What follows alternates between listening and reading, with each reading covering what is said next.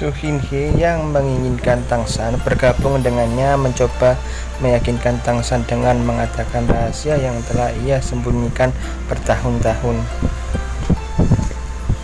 yaitu bahwa dia adalah seorang tuan muda dari Aula Wuhun, anak dari pemimpin terdahulu.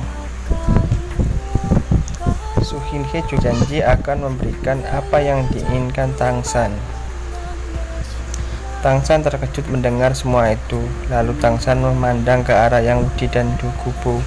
Itu seperti meminta persetujuan akan tindakan yang akan diambil Tang San. Lalu Tang San dengan tegas menolak tawaran Su Hinghe. Tang San berkata, luka yang dibuat Aula Wuhun kepada Xiao Wu dan keluarganya tidak dapat dibayar dengan apapun dan hanya menginginkan kehancuran Aula Wuhun.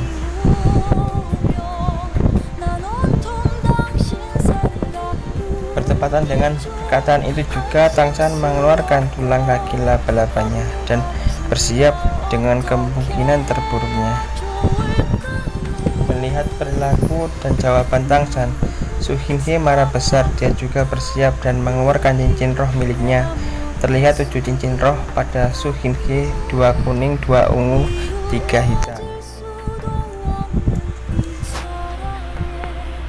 Dan terlihat juga 2 sayap emas di belakang Su Hinghe. Itu adalah sayap dari Martial Soul-nya. Martial Soul Su Hinghe mewarisi milik ayahnya, roh Serapi.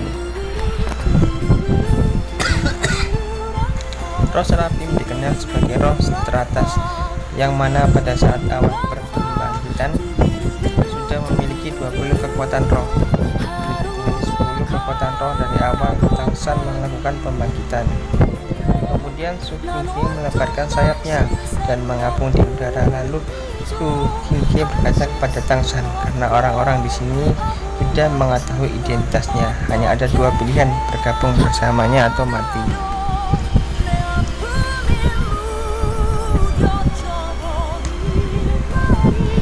Tang San sudah memikirkan situasinya menghadapi Su Hinghe yang mana adalah tuan muda Aula Wuhun.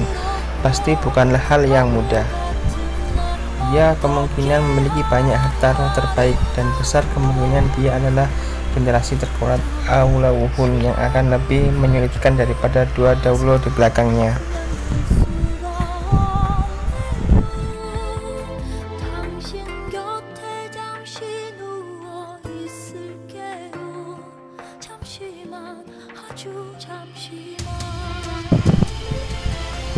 Tang San yang sudah memikirkan pro dan kontra menjawab Su Hinghe dengan tetap melakukan pertarungan. Su Hinghe kemudian melepaskan domainnya dan terbang melesat ke arah Tang San. Begitu juga dengan 2 daulo Aula Wuhun. Masing-masing dari mereka melepaskan avatar rohnya. Daulo tombak ular berubah menjadi ular dan daulo buntal mengembang menjadi buntal yang besar dan berduri tajam.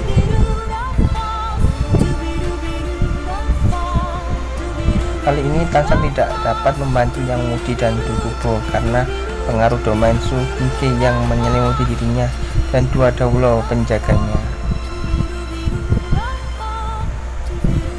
Karena tidak dapat membantu Yang Wudi dan Du Gubo, Tang San berpikiran untuk memancing Su Hinghe bertarung di udara agar jangkauan domain tidak dapat menyulitkan teman-temannya. Meskipun Su Hinghe mengetahui rencana Tang San dan dia tetap mengejarnya, karena jika dapat mengalahkan Tang San maka pertarungan akan berakhir. Yang Wudi dan Du Gubo tidak akan bisa berbuat banyak. Kemudian Su Hinghe melepaskan kemampuan pertama miliknya dan menyerang ke arah Tang San. Tang San mencoba Dengan benturan itu, Tang San menyadari betapa mengerikan dan luar biasanya roh Serapim. Biasanya, Tang San bisa menghadapi tingkat ke-70 dengan masih yakin dengan kemenangan, namun Su Hinghe berbeda. Tang San tidak tahu akan berakhir seperti apa pertarungan ini.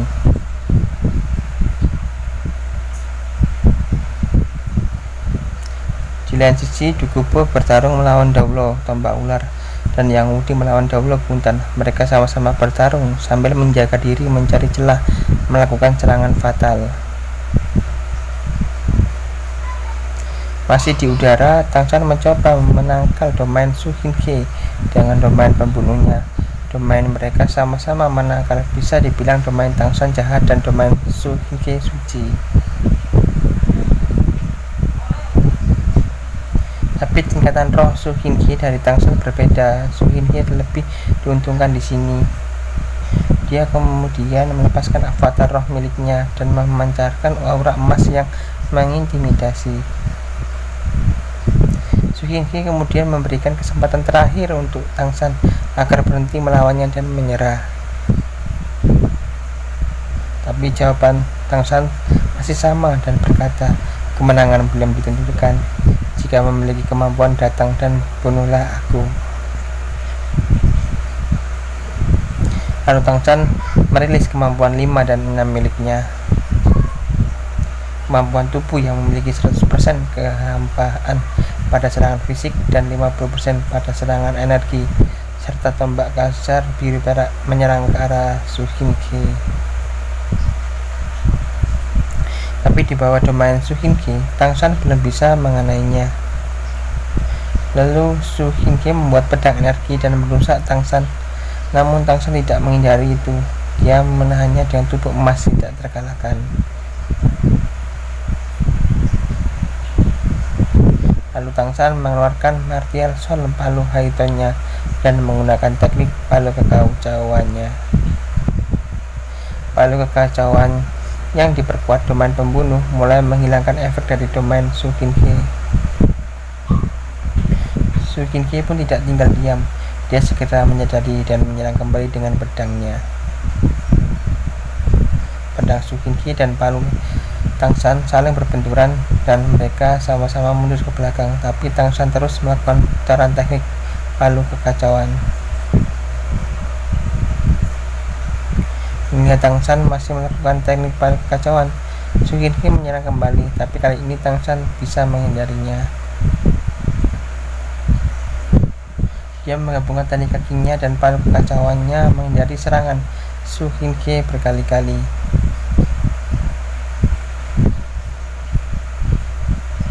Su Qingke mulai takut melihat tekniknya Tangshan yang masih belum dapat dihentikan. Lalu dia menggunakan kemampuan ke-6 miliknya, mengumpulkan energi roh dan membuat serangan mental.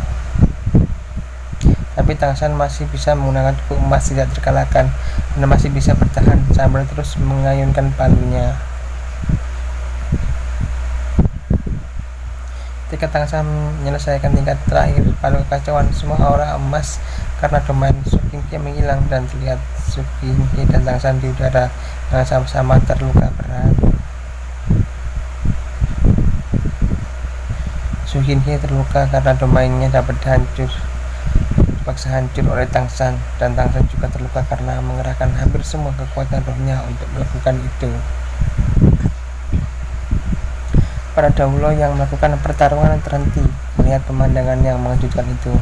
Terlebih lagi Daulo Allahwuhun, mereka begitu percaya pada kemampuan roh Serapim. Tapi saat melihat keadaan seperti ini, dia tahu kenapa Tangshan sangat diwaspadai. Su Qingke kemudian mengumpulkan energi di tangannya, tapi sebelum dia melakukan serangan terakhir, dia mengungkap rahasia sesungguhnya. Dia menampakkan wajah aslinya, yang mana adalah seorang wanita yang bernama Qian Rensu. Dan dia melakukan serangan terakhir pada Tangshan, tapi tiba-tiba jiwa Xiaowu muncul dan menangkis serangan itu, bahkan balas menyerang kepada Qian Rensu. Daulo yang melihat Qian Rensu dihajar habis-habisan oleh Xiaowu hendak menolong, tapi mereka tidak bisa mengabaikan Du Gubo dan Yang Wudi. Dan akhirnya Daulo Buntal dikepung oleh Du Gubo dan Yang Wudi dan diserang habis-habisan olehnya sampai sekarat. Tapi Daulo Tombak Ular berhasil menyelamatkan Qian Rensu